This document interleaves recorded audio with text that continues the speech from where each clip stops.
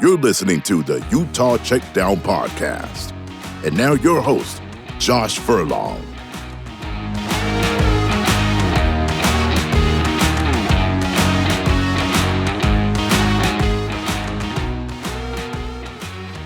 Welcome back to another edition of the Utah Checkdown Podcast. I am Josh Furlong, happy to be back with you once again for another week.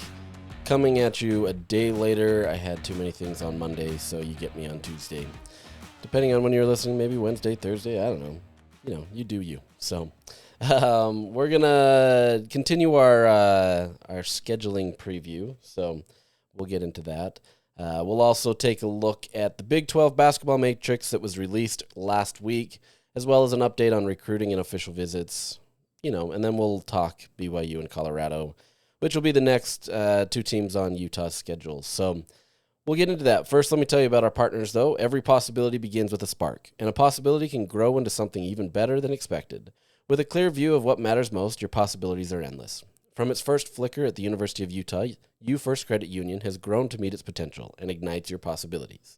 They've grown into Canyon View Credit Union. Same roots, new path. Welcome to Canyon View Credit Union. Check out the full details at canyonviewcu.com. All right, so last week, the Big 12 released its scheduling matrix. They don't have any dates per se for their teams. It's just more a look at who are the opponents that each team is going to face this year in conference play. The conference is moving from a 20-game conference schedule to an 18-game conference schedule. So we'll see, how the non-conference schedule shakes out and all that kind of stuff.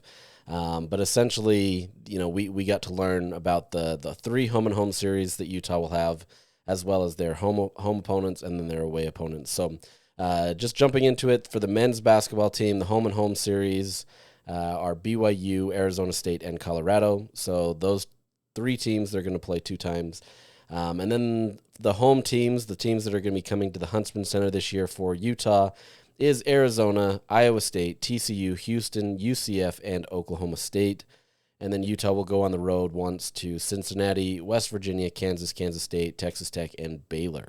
That Kansas State stretch will be interesting, especially after Utah beat them last year. All of these games are going to be interesting. It's the Big 12. You can't say that they're not going to be interesting.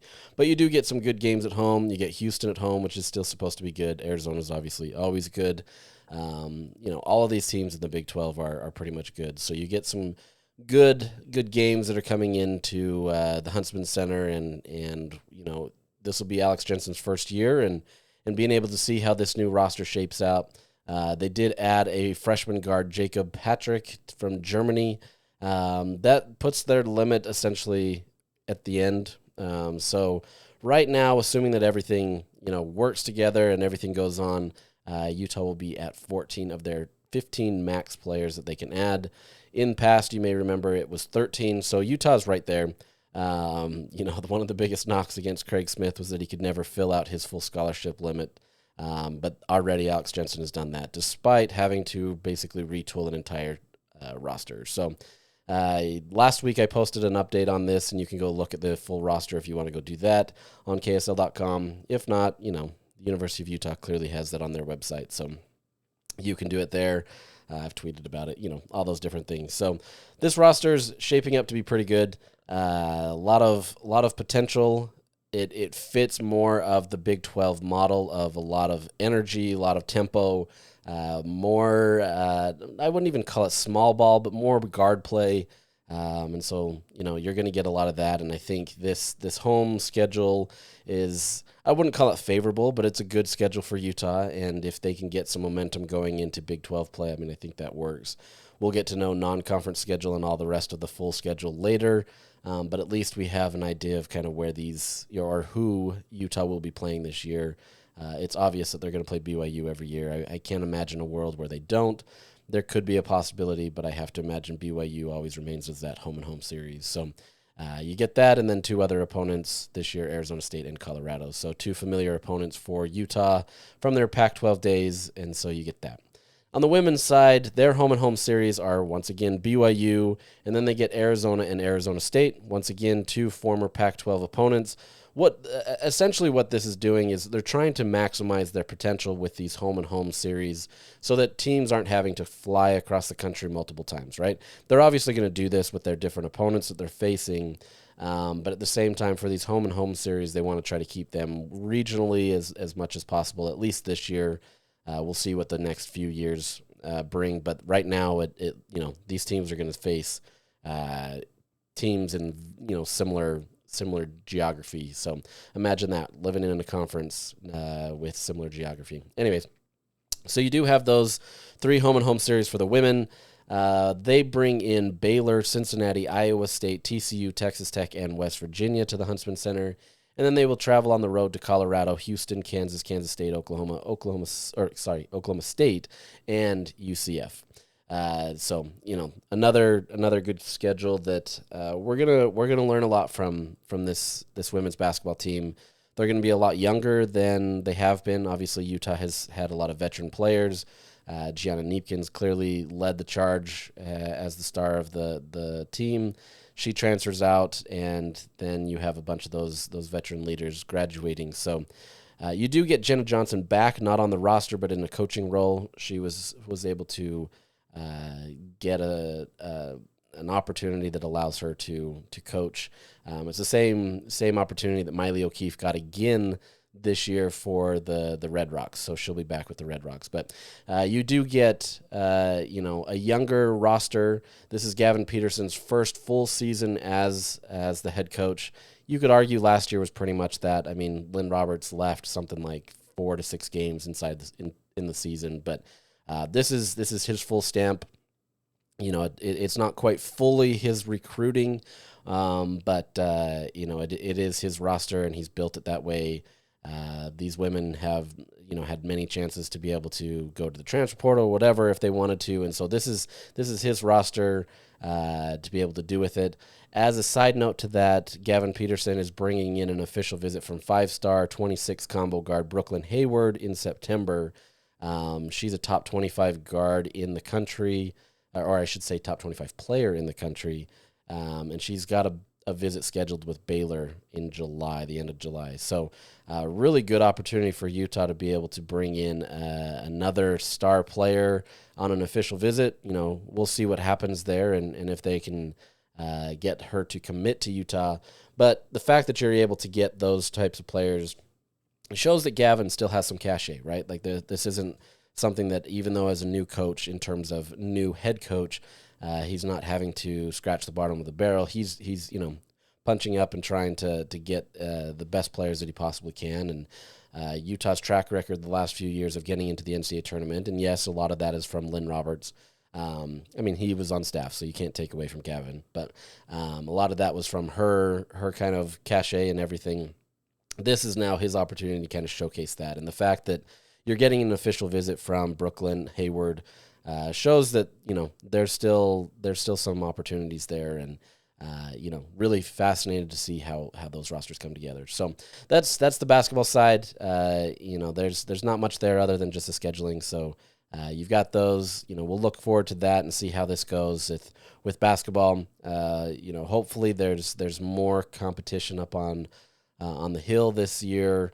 As Alex Jensen gets there, Gavin Peterson gets his roster together and everything that way. Now, let's move to the official visits and recruiting. Last week was a bit of a slower week in terms of official visits. There were 3 players that came through on June 10th. Most notably was 4-star wide receiver Chase Campbell. He was there, as well as a couple defensive players on the line, both 3-star players. And so, you didn't have much there. They had a few scheduled for this last weekend. It would be June 13th that they had a few scheduled, but a lot of those players had already committed to another school and then canceled their visit. So Utah had much more of a quiet weekend than was expected. And then, you've got coming into the next week, June 20th, which is essentially the quote-unquote last day for official visits during the summer period before you get into the, school and all that kind of stuff. This is the time period where you're going to start seeing kind of a lot of these athletes commit to programs if they haven't already, because they've now taken all of their official visits and they're going to see how things go. And so scheduling a player in this last period is a good sign in the sense that that you get them on their last date, but it's it's not a guarantee by any means that players are going to commit. So as part of that, Utah yesterday, and well, it wasn't Utah didn't announce this, but it was announced yesterday that Utah will be bringing in 5-star offensive tackle Felix Ojo. He's the number 2 rated player in Texas. Incredibly highly rated player. He's a heavy lean for Texas. It makes sense, to be able to have a hometown kid come to Texas, a 5-star kid, which is usually the types of players that they get. But Felix canceled his Oklahoma visit that he had scheduled for this week and instead put Utah on there. Now this is a tall task, right? It's not an easy thing to be able to bring in a 5-star player to Utah, let alone bring them in, but then to get them to commit. We've seen a few more over the years than in recent past, right? In terms of players being able to come to Utah. But there's a real reason why a 5-star offensive tackle would consider Utah, and that's what we've talked about in the last few episodes with Spencer Fano and Caleb Lomu potentially moving on next year to the NFL. And if you can get both of them as a first round or even first and second round, that bodes well not only for kind of your recruiting cachet in terms of what you can do and sell to these recruits, but it now opens up 2 spots for people that are projected to probably be starters from day one in there. As we've seen, Jim Harding isn't afraid to start freshmen if they're ready, and these 2 freshmen were ready, and so you'll see maybe a little bit more attention that way if the money's right and if the fit is right and all that kind of stuff. So Utah's going to have to sell out for Felix Ojo, but the fact that you're getting in an official visit to Utah on his last official visit bodes well. But like I said, Texas is going to be the heavy favorite here, but you got to shoot your shot sometimes. So you got that. Now, as part of some commits, since last time we talked, Utah had 2 commits on the offensive side of the ball. So you get 3-star quarterback Michael Johnson from Georgia, and then you get a 3-star running back LaMarcus Bell from Oregon. He's actually the number 2 rated player in Oregon. Utah's class hasn't been big, but they've been able to bring in a lot of top guys from different states to be able to kind of consider Utah. Now, not all of them are going to go Utah's way, but at the same time, you're bringing in a lot of guys that are considering Utah, that are highly ranked inside their state. And so, that bodes well for the Utes. Both of these players were, had a lot of good offers. Michael Johnson, the QB, probably still has, I wouldn't call him under-recruited. I think there's still more for him to prove for other people to want to consider him. But Utah brought him in early. He was arguably one of the best offers that Utah had, and so it was an easy sell, especially after that official visit. Both of these players, Michael Johnson and LaMarcus Bell, have been heavily recruiting other players to come to Utah, so far so good. We've seen in past that doesn't always mean everything, but the fact that you have guys that are committed and are actively trying to commit other people to the program is a good sign just for, the program to be able to have other guys do that. And then yesterday, so Monday, Utah picked up the commitment from 3-star safety Carter Stewart. He's from Texas. Right now he has a lower rating, but he has a ton of great P4 offers or good P4 offers. Arizona State, Baylor, Maryland, Michigan State, Oklahoma are just a few. I would assume those numbers or his rating goes up a little bit, but we'll see. These senior years are always interesting to see how athletes perform. Some of these guys are going to take a dip in their ratings, and some are going to absolutely shoot up the board after doing, different summer camps / seeing them in their senior year, right? That's just the nature of it. So right now, Utah's set at 6 recruits for the 2026 class. As we've mentioned before, this hasn't been the most the most noise around this class in terms of what Utah's able to do. But I think part of that comes with, if Utah can win on the field, you're going to start picking up some of these guys. They're building relationships right now, whether that's through official visits or just other contact. They're trying to build those relationships and make sure that the teams are still aware, or players are still aware of them, right?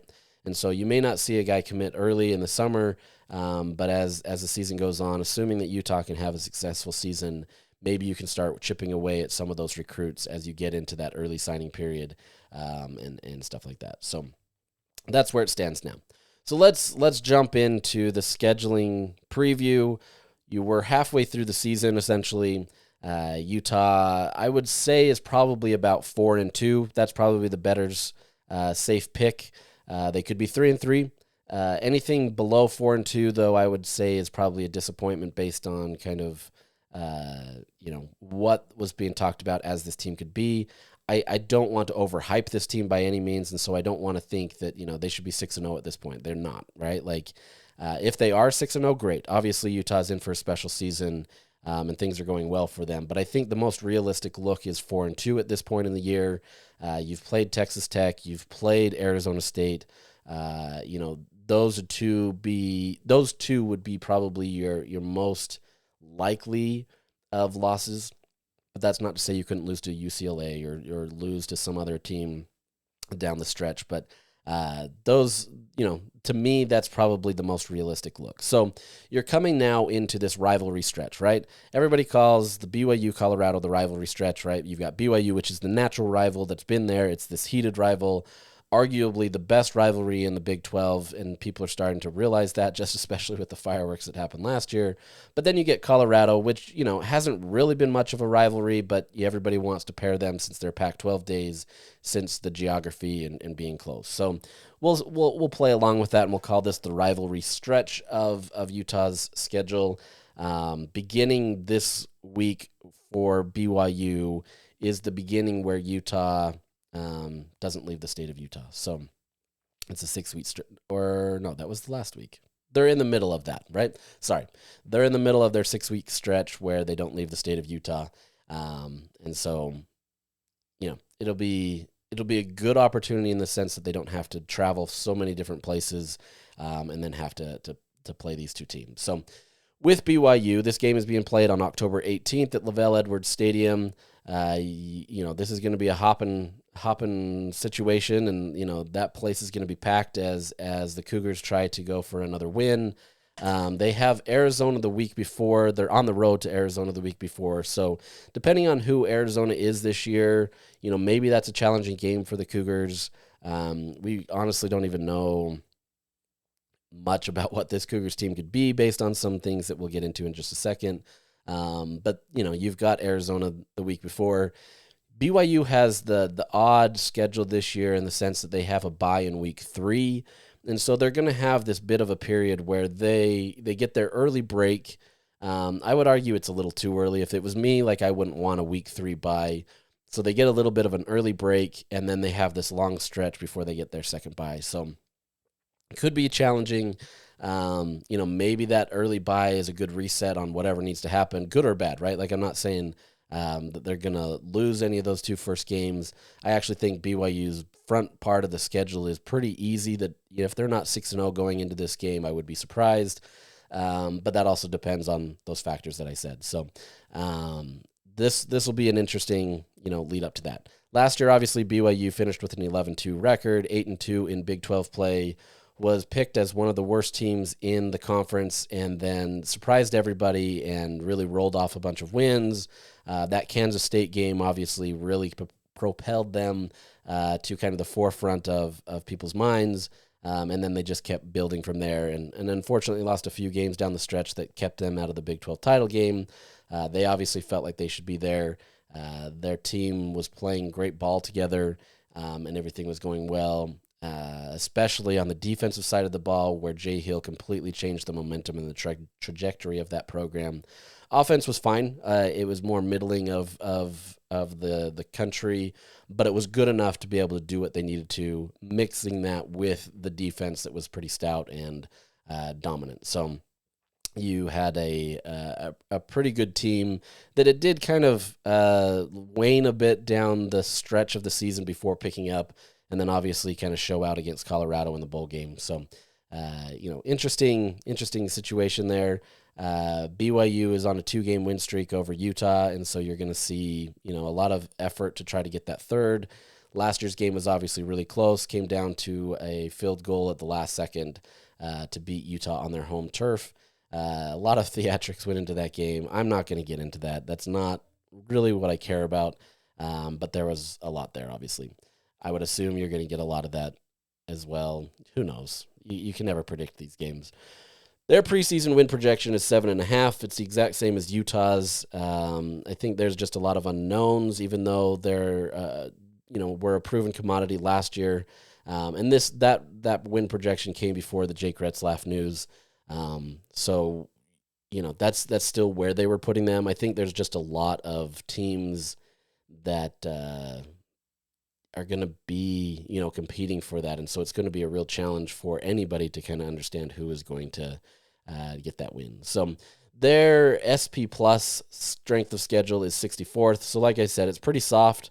They should be able to have a pretty easy time to be able to get to 6-0 coming into that part of the stretch. There are some few hang-up games and then some few things. A road game to East Carolina, that sounds like it should be an easy win, but that doesn't always turn out that way. That week before Utah, that Arizona game, depending on how that goes, that could be a tough one on the road.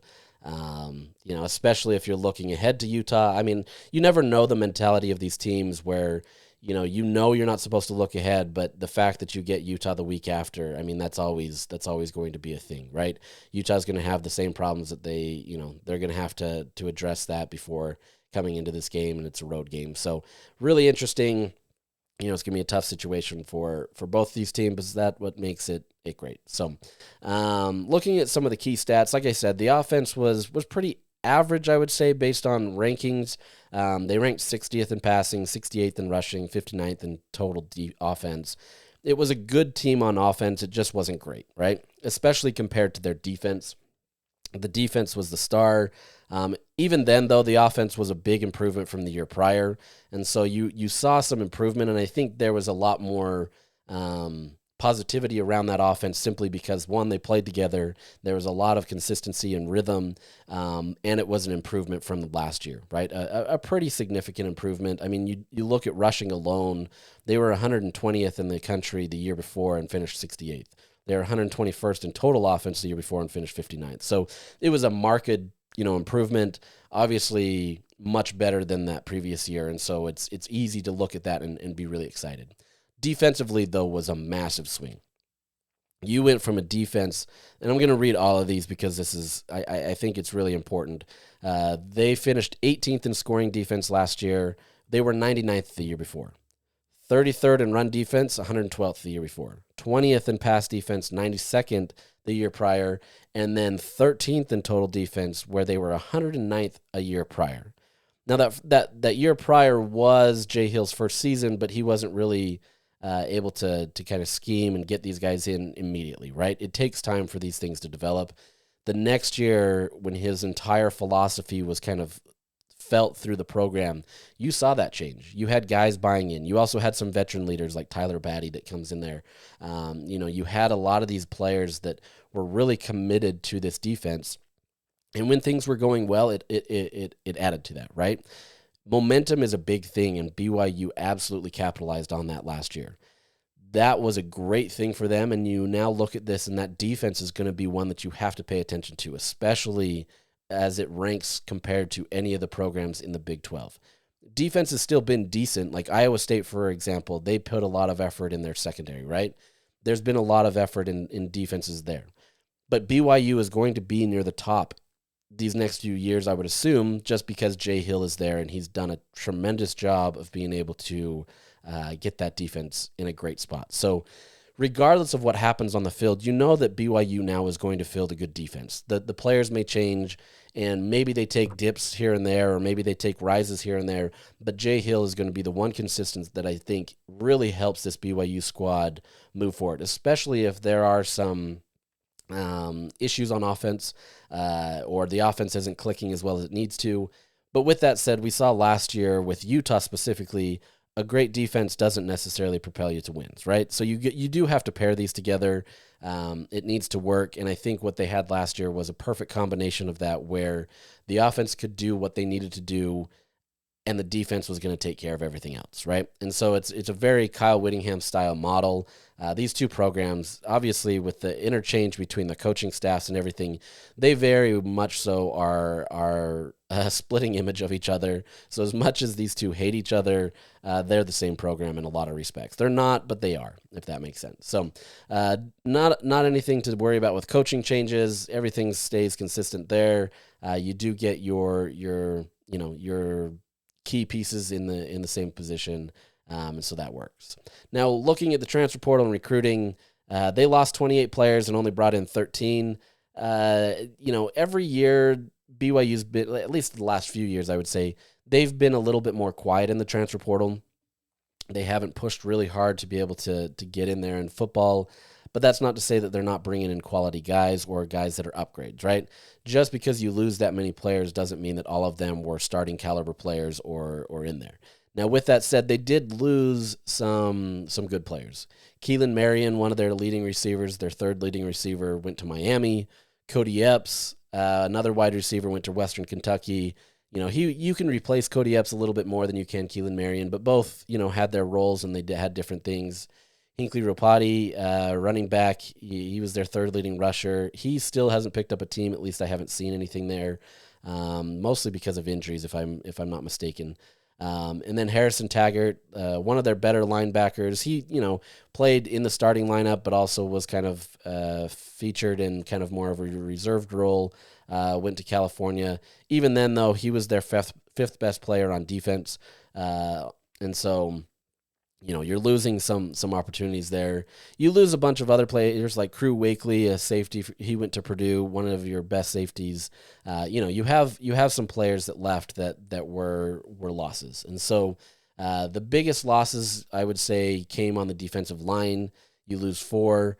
You lose 3 wide receivers, running backs, tight end. Like you lose some players that can be impact, and it's tough to always make that up. But they do well to bring in some needs. The biggest names that they brought in, Bear Bachmeier, QB from Stanford, still a freshman, but a big name that they are hoping will do well for them. They bring in his brother Tiger Bachmeier, who's a wide receiver. Hasn't had a ton of production, but package deal, and you get them in. They also bring in Carson Ryan. You may remember that name at Utah, tight end. At Utah last year, he only had 113 yards and 1 touchdown. But little of that was his fault. Honestly, I'm really curious to see how Carson does in this offense because I think he could have a lot more potential at BYU based on kind of how things went last year. I think he was wasted at Utah, and unfortunately, he wasn't able to show out the way that I think a lot of people expected him to. So I'm still pretty high on Carson. I think he could do some good things. BYU hasn't necessarily featured tight ends a ton. And so curious to see how he factors in there, but I still think he's got a ton of potential that is untapped, and I think he'll be pretty solid.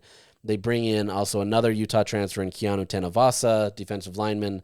Obviously, there was a whole saga about that. I'm not going to get into that. You can have your own opinions about that. All I'll say is if you really are that frustrated by it, go beat him, right? Like, that's all you're saying. You do also bring in Justin Kirkland, another defensive lineman from Oklahoma State. He was the Cowboys' 4th best player on defense.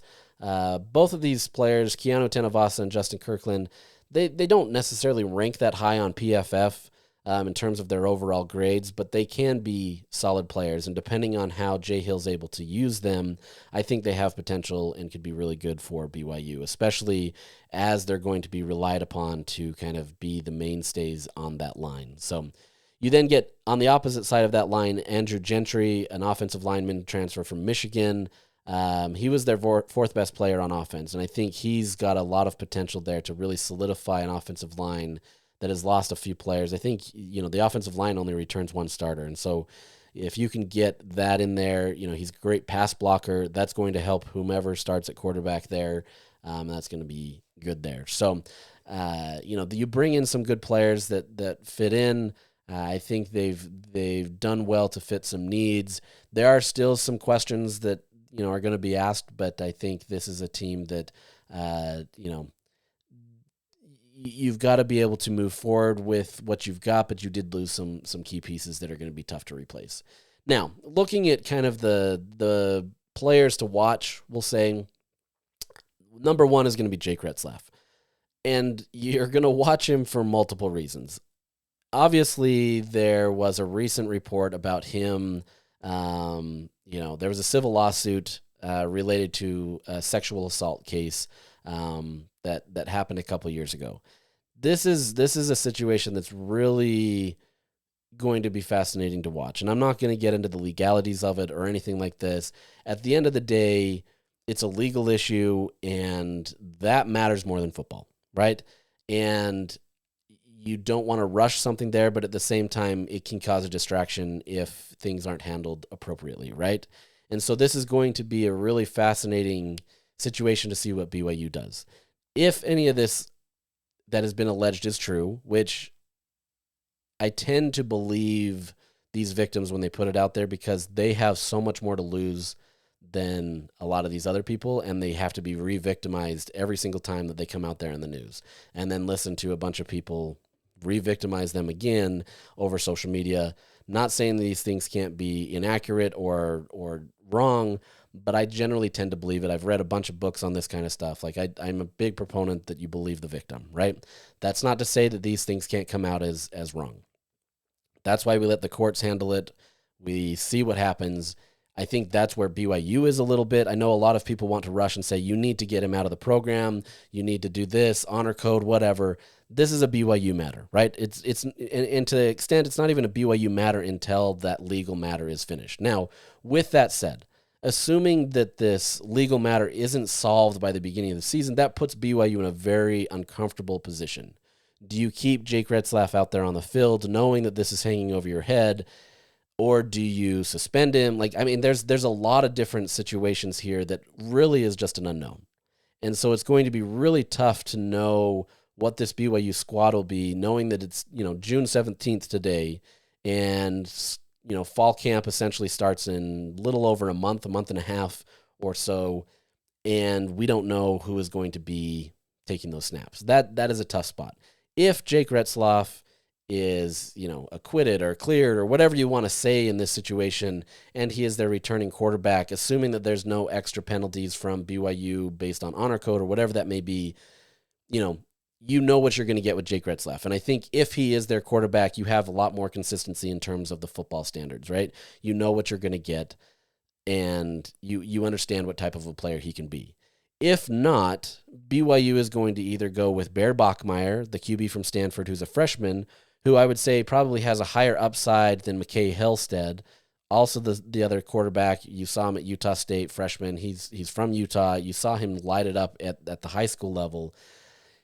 These two quarterbacks are going to be the ones that they most likely turn to.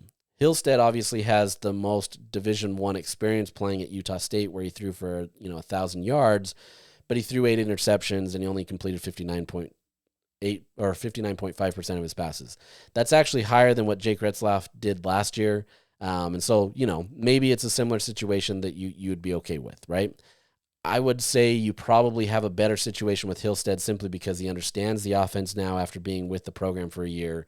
He's got Division I experience, but do you go with the higher upside guy with Bear Bachmeier, who is going to be a freshman, and as we've seen, true freshmen really struggle to be able to acclimate early.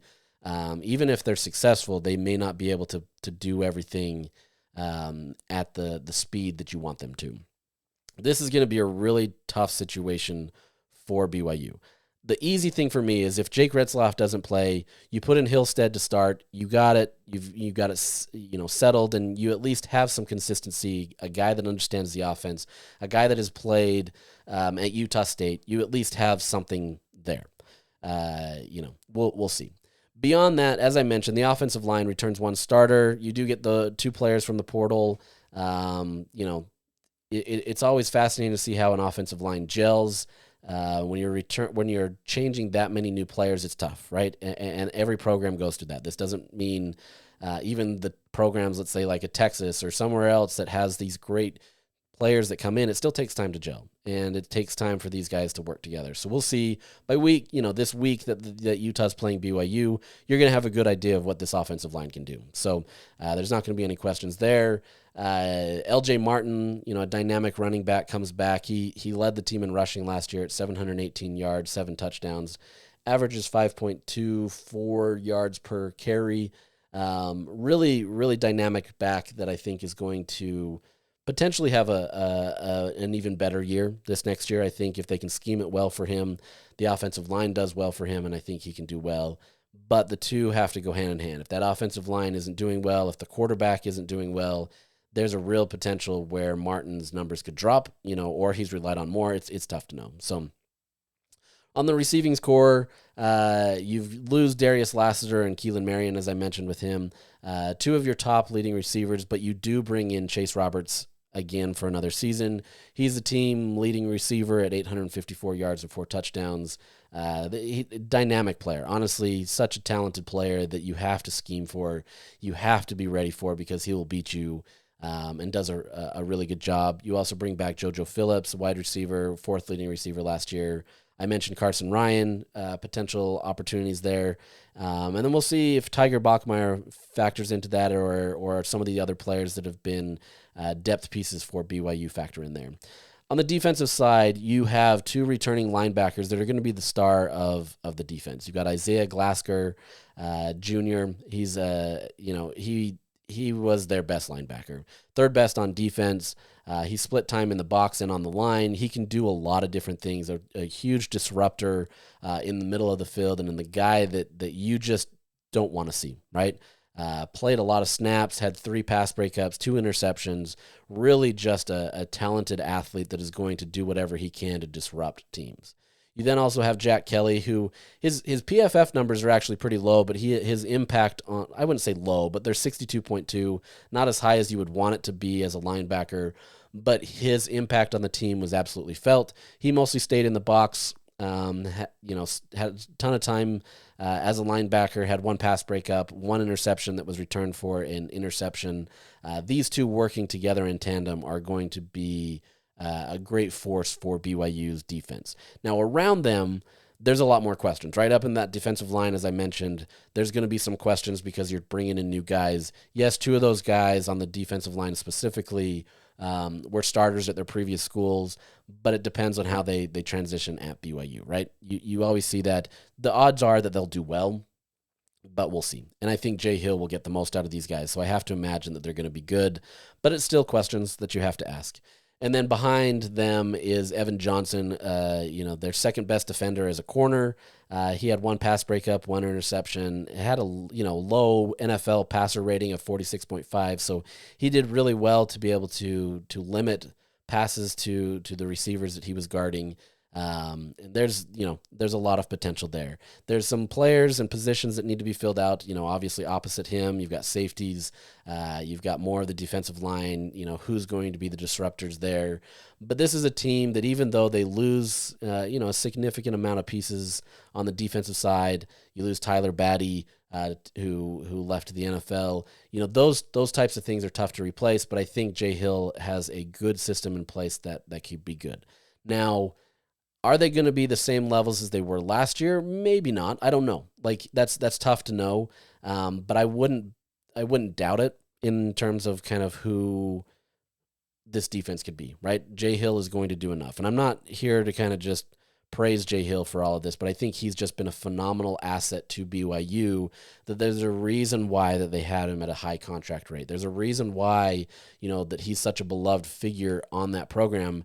And quite honestly, in my view, if Kalani Sitake were to ever leave or get fired, I don't think he'd get fired, but if he ever were to leave, to me, Jay Hill would be the next great replacement that would work. It would make a lot of sense, right? He is the Morgan Scalley to Kyle Whittingham, and I think you've got a lot built in there that I think he's a great brand ambassador for the program, and he's just done a really good job of being able to make sure that this defense is going to be good. So regardless of what happens on the offense, I think the defense is going to be fine.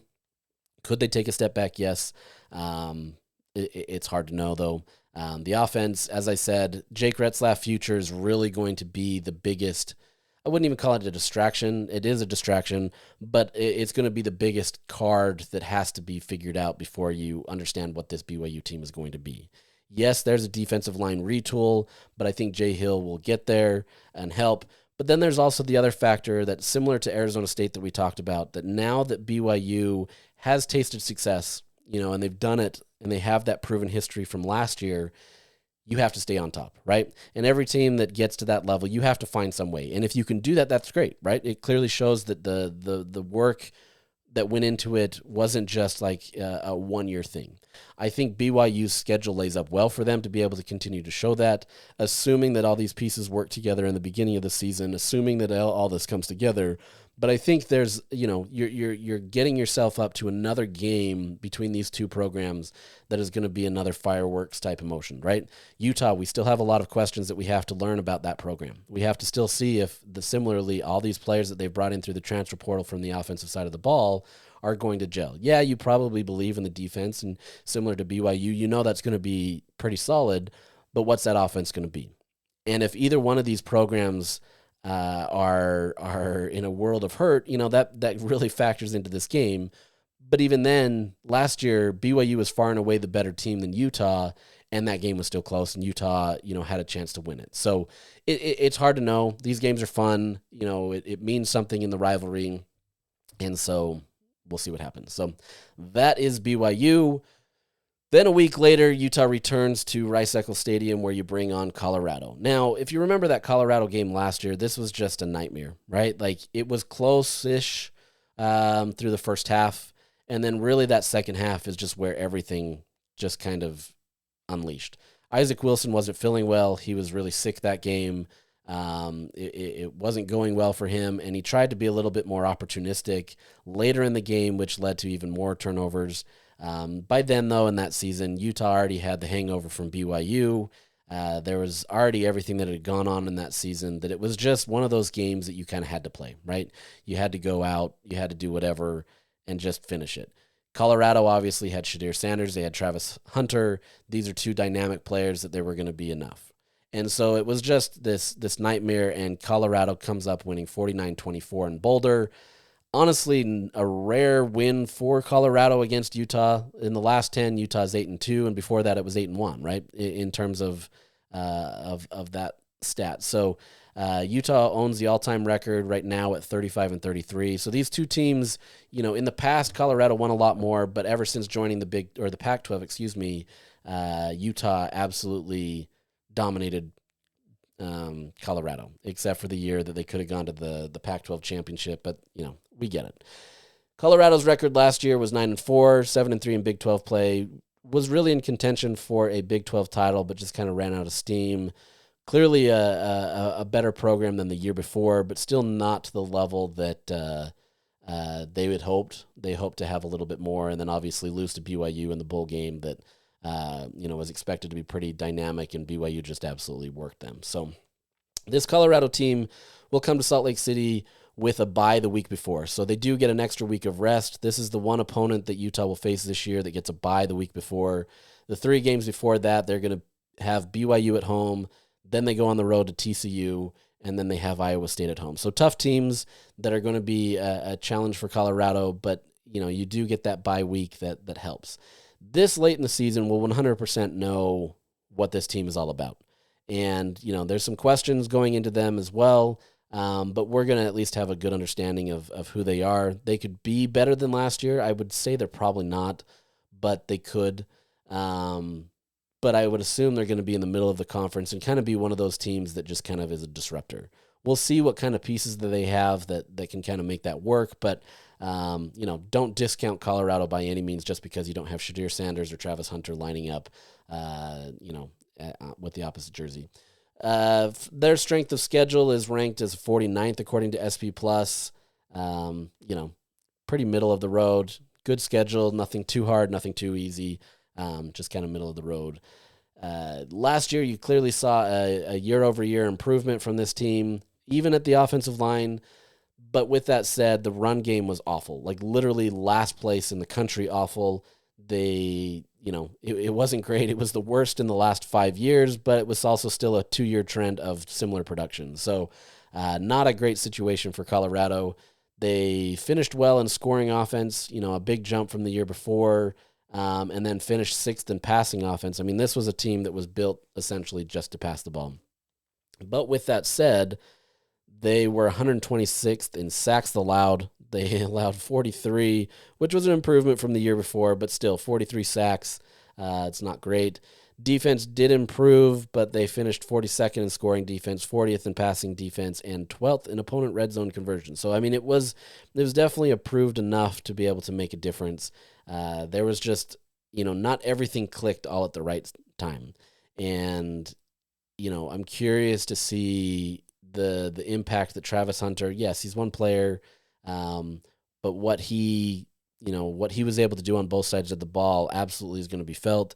Shadir Sanders, yes, he took a lot of sacks, and his offensive line, allowed way too much pressures in there that he was scrambling all the time.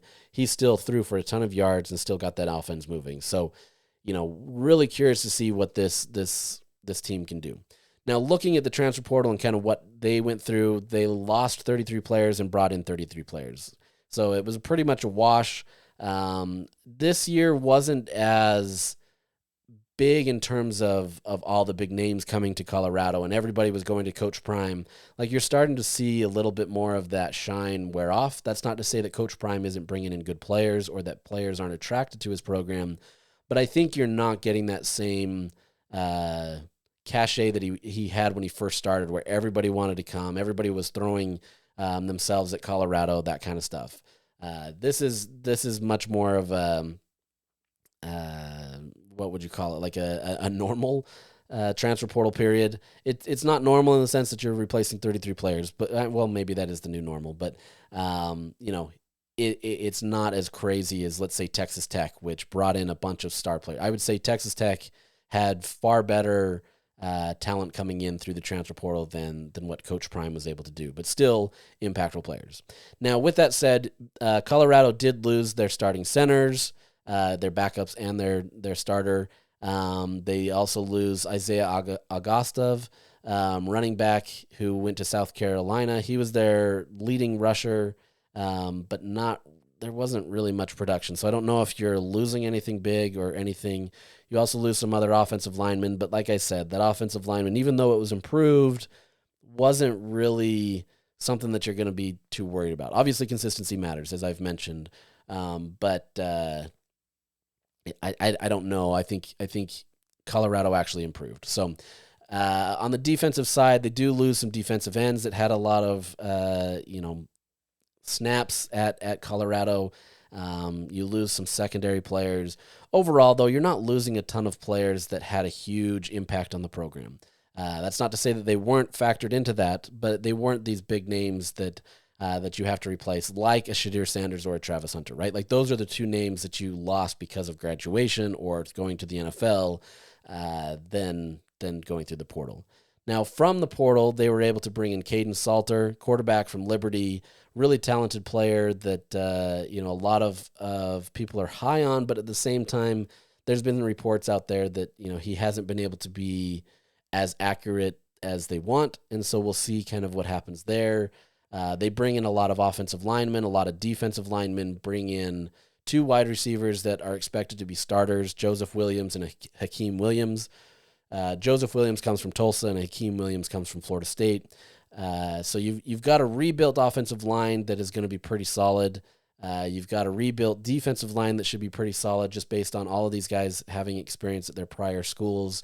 And then you fill out a secondary with some other guys that were pretty solid as well. So, some good pieces. Like I said, I wouldn't say that this is like earth-shattering, but it's definitely upgrades from what they've had. I think especially on the offensive line, this is a great opportunity for them, knowing that they have to replace 4 new starters essentially, and a majority of them have all been starters or at least have had good snaps at their prior school, that they should be pretty solid.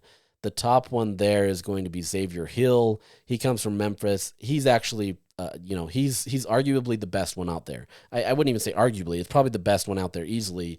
He comes in with an 83.2 grade at in PFF from Memphis. He had a pass blocking grade of 86.8 and a run blocking grade of 80.4. So he's a pretty solid player. Can he do that at Colorado? I'd assume he'd be able to. But he's going to absolutely be the star of that offensive line that is going to bring in other guys that have starter reps or experience there. Now at the QB position, they bring in freshman Julian Lewis, a 4-star QB that is expected to get a ton of praise and love for kind of who he was as a high school kid. He's going to be battling it out with Caden Salter, like I said, who threw for 1,800 yards, 15 touchdowns, 6 interceptions, but it's still undecided, right? Once again, do you go with a freshman quarterback or do you go with somebody with a little bit more experience that doesn't have the greatest of accuracy numbers, but at least he understands how it's played? Similar to BYU, if Jake Retzloff can't go, you've got now 2 quarterbacks that you really are trying to figure out. I would argue Julian Lewis probably has the higher upside just based on kind of who he is expected to be, but that's not to say that he will be that.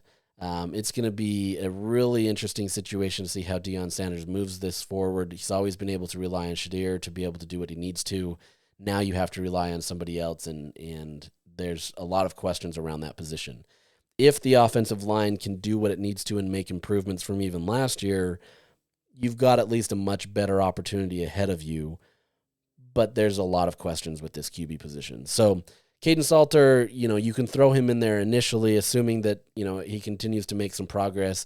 You at least have a guy that has had some experience and can get out there and understand what you need to do, but both are coming to the program fresh. It's going to be an interesting situation there. In the backfield, you have Micah Welch as your running back. He comes back as a backup from last year. He finished with 186 yards and 4 touchdowns. Has potential, but based on how little Colorado ran the ball last year, it's really hard to kind of know what his impact can be. I would assume if the QB play isn't as great, they lean a little bit more into the run game just to kind of help there, but it's hard to know there. And then they bring in a transfer into the Kalen Taylor from Incarnate Word, coming in from the FCS ranks to be able to add some consistency there. This is a good 1-2 punch, but based on how little Colorado has run the ball, it's hard to know what this is going to be. Now, as wide receiver, Colorado does lose, some of its star players. Obviously, Travis Hunter being one of them. You have 2 guys that are coming back in Draylon Miller and Amarian Miller, who are pretty solid as more underclassmen. They combined for 4 touchdowns and about 500 yards together. Two players that can have their impact and do what they need to. And then, as I mentioned, you get Joseph Williams and Hakeem Williams that are going to be able to be factored in there. Joseph Williams, especially at Tulsa, he was their team's second leading receiver with 588 yards and 5 touchdowns. I mean, his average catch is at 19.6 yards, and so, you're going to go deep with him a lot. But still a relatively unproven wide receiver corps, but you do have some talent coming in, and as long as the QB position works well, you could be okay. Defensively, they return 2 starters at defensive end, so you're pretty solid there. Defensive line, you're adding 2 new pieces in Jaheim Otis from Alabama and then Tavion Coleman from Texas State. He was one of the best on the defense at Texas State and has a really great upside. So the defensive line, in theory, should be able to be good. But then behind them at linebacker, you have transfer guys in Martavius French from UTSA and Reggie Hughes from Jacksonville State, all of which have good upside, but they haven't necessarily backed that up on the field to the level that you would expect to be kind of the stars of the defense, right? And so as much as this defense can return and improve, and I think they still have a great scheme and everything in place, it's going to be a tall challenge to be able to have a lot of this turnover, knowing that you're bringing in a lot of guys that have to hit, right? And they have to understand the scheme, and they have to understand it early, and it's not going to be an easy situation. So, for Colorado, the biggest questions are what's life like after Shadir Sanders and Travis Hunter? Obviously, they're not the only players, right? Like, we get that. but they were two impact players that helped them win games. And that matters, right? You also lose a lot of players that that can be impactful, but like I think you upgrade. So I think there's potential there, especially on the offensive line, where this could be a much better offensive line. But then on top of that, you have a quarterback play that's going to be a mixed review, right? We don't really know on who that's going to be. Can they be accurate? Can they get the schemes that they need to? Can they do what they want to do? Can Colorado have an improved run game? What's the turnover on defense look like? How does that help? There's a lot of questions for this program going forward. This is the year where you're really going to see Deion Sanders' coaching chops tested, right? It's easy to say that, you can have a 1 year drop and like this is going to be an indictment on him. I don't think it's that far, right? Like I think it's tough to go from having a team that can compete at a high level to then, or a higher level, to then losing all of that and then having to rebuild. So, I don't know that we judge him necessarily on this year, barring them being good. But I think you're going to see a lot more of an understanding of what kind of a coach he can be without having his two-star players there. So really fascinated by this game. You get it at Rice Cycle Stadium, so you should be able to have an advantage, but we've seen that this can be crazy no matter what. Depending on how that BYU game went the week before, there could be another hangover. There could be, where you kind of get loose, where let's say Utah goes to Provo and wins, regardless of the score. You may be coming on a high and you kind of take things easy against Colorado and kind of loosen up. It's real easy to kind of see some of those things happen. So really curious to see this 2-game stretch. I don't think it's the most pivotal stretch of the season by any means based on how things have gone. But like I mentioned, if Utah is 4-2 going into this 2-game stretch and you leave it 4-4, you're in a world of hurt, right? You've got to at least split these 2 games to be able to be competitive. Even then, splitting these 2 games, especially if you lost to Texas Tech and Arizona State, you're not really going to be factoring into the Big 12 title race. You're going to be potentially improved on the year, but it's not going to be as good as you would hope. So as much as I say this isn't a pivotal stretch, it's at least a good point of the season where you're going to understand kind of what this team is made of, right? If they've had early success, and let's say they're 4-2 or even 5-1 for that matter, can they sustain that through a tough rivalry game against BYU and then following it up the week after against Colorado at home? That's where you get to learn the mettle of this team, see how they are, see how they're fighting, that kind of stuff. So really curious to see these 2 games being played. I think they're exciting. Especially that BYU game going down to Provo is always an entertaining game just because of how those fans pack that stadium. They get loud. Utah's biggest situation there is really you have to take the crowd out of it. And if you can take the crowd out of it, you're going to help your situation. But outside of that, it's going to be a tall task. So we'll come back next week where we're going to talk about Cincinnati and Baylor. 2 interesting games. Cincinnati's a team on the rise-ish, we think. And then Baylor absolutely is a team where we talked about this, where this is a team that Utah played early on in the season as a non-conference game based on prior schedules. And it looked like Utah was going to roll, right? They end up winning the game close, but they looked like they were going to roll because Cam Rising was dominating. And then suddenly that was the infamous Cooler incident that ended Cam Rising's career, and everything went south for Utah. On the opposite end, Baylor, they still had some struggles for the next couple weeks and then finally put it together and went on a heater. And suddenly it's being talked about as one of the best teams in the conference. If you believe Phil Steele's predictions, he believes that Baylor's the best team in the conference coming in. So really fascinated by these 2 games. And we'll see how that goes. So with that, we'll sign off today, and we will get back to you again next week talking more games. We'll recap the official visits that are wrapping up for Utah and kind of where Utah stands, and then we're getting closer to Big 12 Media Days. After that Cincinnati Baylor game or week, and then Kansas State Kansas week, we get Big 12 Media Days. So we're getting closer. Hope you're having a fun summer. Hopefully you're not getting sunburned, but you're out doing something fun and you're not stuck in an office working. With that said, we'll chat you later. Adios.